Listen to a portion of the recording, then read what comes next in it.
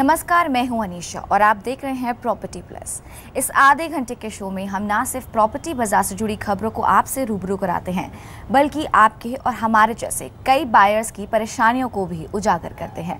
तो शो की शुरुआत करने से पहले डालेंगे एक नजर हेडलाइंस पर। 15 साल में देहरादून की रियल एस्टेट इंडस्ट्री में तेजी से हुआ विकास, निवेश की है अपार संभावनाएं, 5 साल में मिल सकता है अच्छा रिटर्न। देहरादून की रेजिडेंशियल और कमर्शियल मार्केट पर मंदी का असर, सर्कल रेट घटने से बढ़ सकती है मांग, सेकंड होम की बन सकती है ऑप्शन।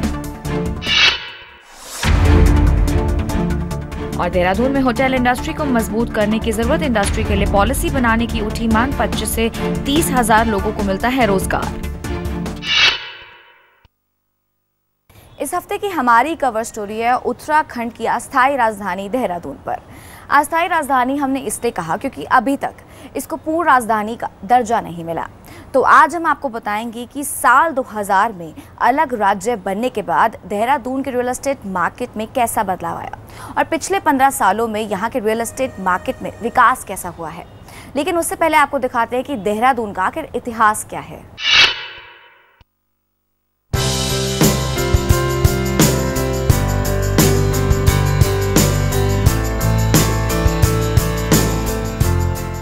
देहरादून एक ऐसा शहर जो अपनी हसीन वादियों के लिए पूरे देश में अपनी अलग पहचान रखता है।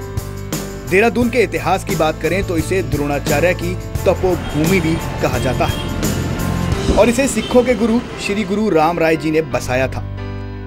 देहरादून को ग्रीन हेजेस के नाम से भी जाना जाता रहा है। समय था कि जब देहरादून में 80 से ज्यादा गांव ऐसे थे कि जिनके नाम कैनल्स के नाम पर रखे गए थे, लेकिन समय की तेज रफ्तार ने इन सभी नामों को पूरी तरह से गायब कर दिया और अब देहरादून के गांव और शहर के नाम भी पूरी तरह से बदल दिए गए हैं। चारों तरफ हसीन वादियों से घिरे देहरादून की पहचान यहीं तक ही सीमित नहीं है, बल्कि साल 2000 में राज्य गठन के बाद प्रदेश की हसीन वादियों में विकास काफी तेजी से हुआ है।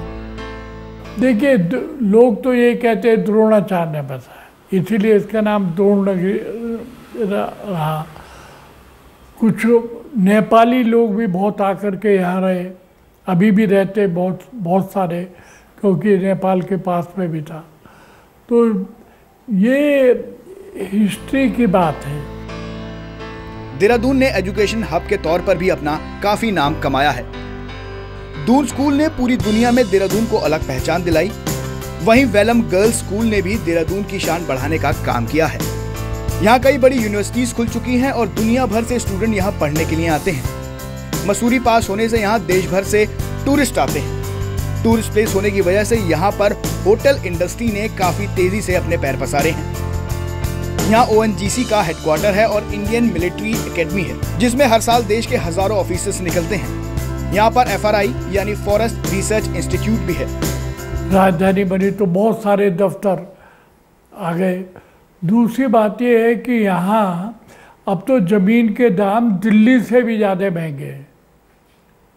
ज़मीन अब एक तरह से है ही नहीं, ये समझिए। देहरादून में दिन भर बाजारों में हलचल रहती है और मसूरी पास होने से यहाँ रात को भी यात्रियों का आना जाना लगा रहता है। अगर आप रात को देहरादून को देखना चाहते हैं तो ये तस्वीरें आपके सामने हैं।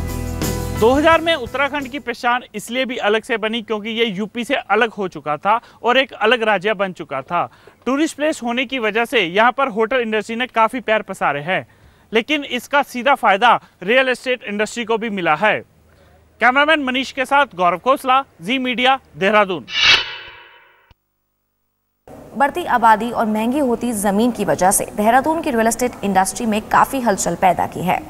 यहाँ पर मसूरी पास होने की वजह से हर किसी की इच्छा है कि वो सेकंड होम बनवाए ताकि छुट्टियों के समय मसूरी में आके समय बिताया जाए। तो चलिए आपको दिखाते हैं कि देहरादून के रेजिडेंशियल मार्केट के क्या हालात हैं और आपको किस रेट्स में क्या ऑप्शन मिल जाएंगे और अगले 5 सालों में निवेश करने पे कितना रिटर्न मिल सकता है।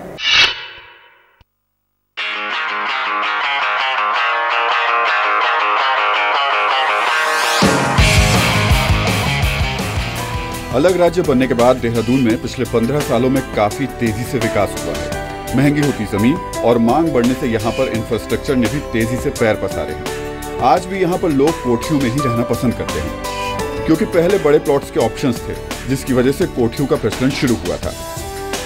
प्लॉट्स के रेट्स बढ़ने से और देहरादून में रहने की चाहत ने यहाँ के लोगों को देहरादून में बाहर निवेश करने में मजबूर किया और इसी वजह से यहाँ के बाहरी इलाकों में बिल्डर्स ने प्रोजेक्ट्स बनाए हैं। सरकार ने भी रियल एस्टेट इंडस्ट्री को बढ़ाने के लिए काफी प्रयास किए हैं। पहले देहरादून में ग्राउंड+5 बिल्डिंग्स बनाने की मंजूरी थी, लेकिन अब इसे बढ़ाकर ग्राउंड+7 कर दिया गया है। देहरादून के बाहरी इलाकों में रेजिडेंशियल सेक्टर की बात की जाए तो बंजारावाला में प्लॉट का रेट 15,000 से 18,000 रुपए प्रति गज का रेट है और निवेश करने पर 5 साल तक 40 से 45% का रिटर्न मिल सकता है। हरिद्वार रोड में प्लॉट का रेट 18 से 25,000 रुपए प्रति गज है और 5 साल तक 35 से 40% का रिटर्न मिलने की संभावना जताई जा रही है। राजपुर रोड में 12 से 15,000 रुपए प्रति गज का रेट है, 5 साल तक 45 से 50% का रिटर्न मिलने की उम्मीद है। वहीं बात की जाए शिमला बाईपास की तो यहाँ पर 15 से 20,000 रुपए प्रति गज का रेट है और 5 साल तक 40 से 45% का रिटर्न मिलने की संभावना है। ये तो बात हुई प्लॉट्स की। अब बात करते हैं देहरादून में फ्लैट्स के लिए क्या विकल्प मौजूद हैं। बंजारावाला में 2 BHK की कीमत 50 से 55 लाख रुपए है, जबकि राजपुर रोड में आपको 2 BHK 42 से 45 लाख रुपए में मिल जाएगा। सहस्त्रधारा रोड में 2 BHK की कीमत 35 से 37 लाख रुपए के बीच में है। देखिए 10 साल की बजाय अगर आप इसको 15 साल में ले जाएं तो 2000 में जब ये नया राज्य बना उसके बाद से यहाँ इतना विकास हुआ है कि प्रॉपर्टी की दर 100 गुना बढ़ गई है। इसलिए यहाँ पे जो टूरिस्ट हब है और लोगों को यहाँ, चूँकि ये दुनिया के नक्शे में मसूरी और देहरादून है, तो यहाँ लोग आना चाहते हैं। और उत्तराखंड एक ऐसा राज्य है जहाँ लॉ एंड ऑर्डर भी अभी मेंटेन है, विकास की बहुत सी संभावनाएं हैं। तो यहाँ इस पर जो प्रॉपर्टी का रियल इस्टेट का बिजनेस है बहुत अच्छा है। रियल एस्टेट को मजबूत करने के लिए सरकार ने रेजिडेंशियल सर्कल रेट्स में कटौती भी की है, जिसका असर आने वाले समय में देखने को मिल सकता है। भविष्य की संभावनाओं को देखते हुए यहाँ पर कई बिल्डर्स ने अपने प्रोजेक्ट्स खड़े किए हैं और सेकंड होम देने की पेशकश भी की है। पर जिस तरह से यहाँ पर मंदी के बादल छाए हुए हैं, ऐसा लग रहा है कि देहरादून की रियल एस्टेट मार्केट को रिवाइव होने में अभी काफ़ी समय लग सकता है। कैमरामैन मनीष के साथ गौरव खोसला, जी मीडिया, देहरादून। देहरादून में रेजिडेंशियल मार्केट के साथ साथ कमर्शियल मार्केट की रफ्तार भी काफ़ी बड़ी है। तंग सड़कें और महंगी ज़मीन की वजह से यहाँ के बाहरी इलाकों में विकास की कई संभावनाएं हैं।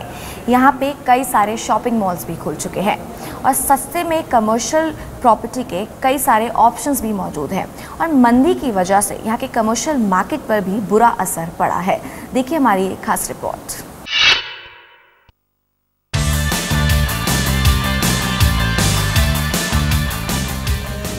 कहते हैं किसी भी शहर या राज्य की आबादी से काफी हद तक कॉमर्शियल मार्केट का विस्तार होता है। देहरादून की आबादी करीब 10 लाख से ज्यादा है और सबकी डिमांड को पूरा करने के लिए कई शॉपिंग मॉल्स खुल चुके हैं। देहरादून में काफी पुराने बाजार भी हैं और किसी हद तक मार्केट रेट्स भी स्थिर हो चुके हैं। देहरादून शहर की कॉमर्शियल मार्केट में काफी ब्रांड्स आ चुके हैं, लेकिन यहाँ पर सिर्फ कमी ये है कि तंग सड़कों की वजह से लोग अब शॉपिंग मॉल्स में जाना पसंद कर रहे हैं।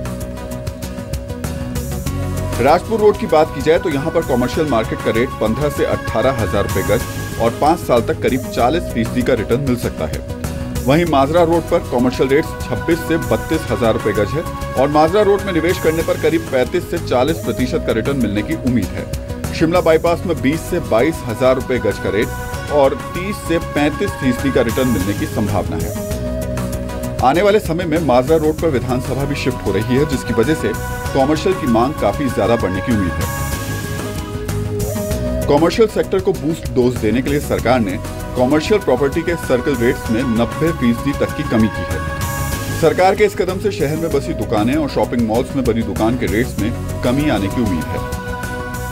केंद्र की योजना है कि देहरादून में एक आदर्श या एक विकसित नया सिटी बने, तो उस पे बनने से भी लोगों का यहाँ विकास होगा। और आईटी हब, जैसे इससे पहले माननीय नरेंद्र तिवारी जैसे सीएम, उनका एक था कि आईटी हब बने पूरा उत्तराखंड, तो जो इंटरनेशनल लेवल पे भी इसकी एक और पहचान बनेगी और रोज़गार के साधन आएंगे। तो यहाँ सबसे ज़्यादा ज़रूरत है कि यहाँ रोज़गार के साधन क्रिएट हों, जिससे यहाँ की बेरोजगारी कम और विकास में उसका सहयोग मिले।